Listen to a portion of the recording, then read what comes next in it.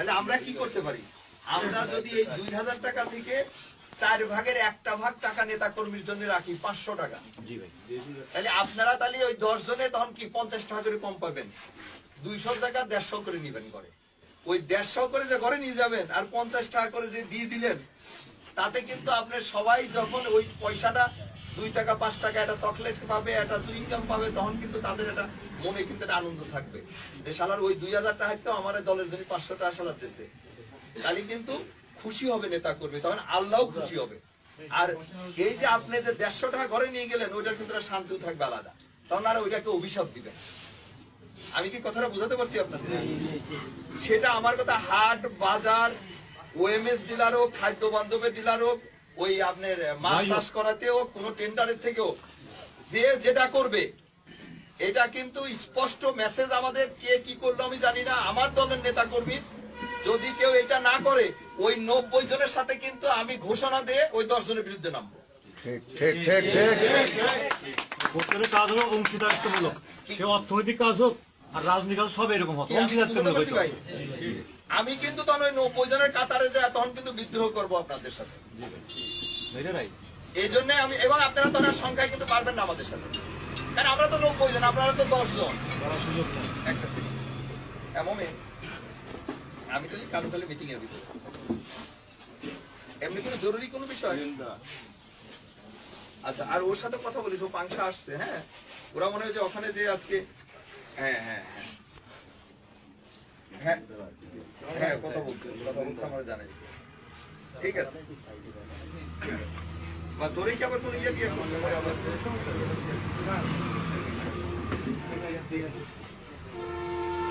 ওরা একটা ইয়া করে আসছে, বুঝছি আমি শুনছি।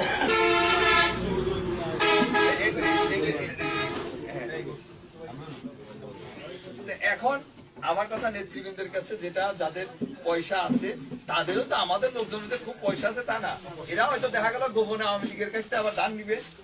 ওই আওয়ামী লীগের লোকজন একটু ভালো মতো খাওয়ার জন্য ওর কবে যে তুমি লাইসেন্স আমার অসুবিধা নেই, পয়সা তোমার দেবে, তুমি সামনে খাওয়া অসুবিধা না, এরকম করে নিবে কিছু। আমাদের জানি না, এই 17 বছর দেখছি তো সবাই, পয়সা আমারই কারোরই কিছু নাই, হয় কিছু আছে 2-4 জনের ওই কানুনদের মতো, তারা তো ঘরেতে বাই করবে না, ওটা ওরা টাকা উইটি খাবে। তাও কিন্তু ওরা ওইটার জাকাতও দিবে না। জাকাত মানে কি, দলের নেতা কর্মীর জন্য দিলে ওইটাই কিন্তু জাকাত হয়, ওরা তো তা দিবে না। আচ্ছা, আবার হলো যে আপনার ওই যে বললাম ওইভাবে হবে। লাইসেন্স যেহেতু সব আওয়ামী লীগের সময় ব্যবসা করা লোকজনের, যারা এখন সামনে আসতে পারতেছে না, তারাই হয়তো বলবে তুতা ভাই আপনি সামনে খায় না, আপনি তো বড় নেতা, অসুবিধা নেই, আপনার লাইসেন্সও দেবো না, মালও দেবো না, আমার কিছু পাল্টে দিয়ে না দিয়ে লাইসেন্সটা আমার চালু থাকছে, এরকমই তো করবে ম্যাক্সিমাম। সেই জায়গা থেকে খুব সাবধান যে বিতর্কিত কোনো ব্যবসায়ীর সাথে যেন আমরা না যাই। আর হলো আমাদের নেতা কর্মী, আমার কথা হলো যে ভাই আপনি একটা জিনিস মাথায় রেখেন, এখনো আমাদের ম্যাক্সিমাম নেতা কর্মী আছে যারা মাসে 2 মাসে 4 মাসেও একবার তার পরিবার পরিজনের জন্য কিন্তু বাজার করেও ঠিক মতো খাওয়াইতে পারে না ভালো মন্দ কিছু।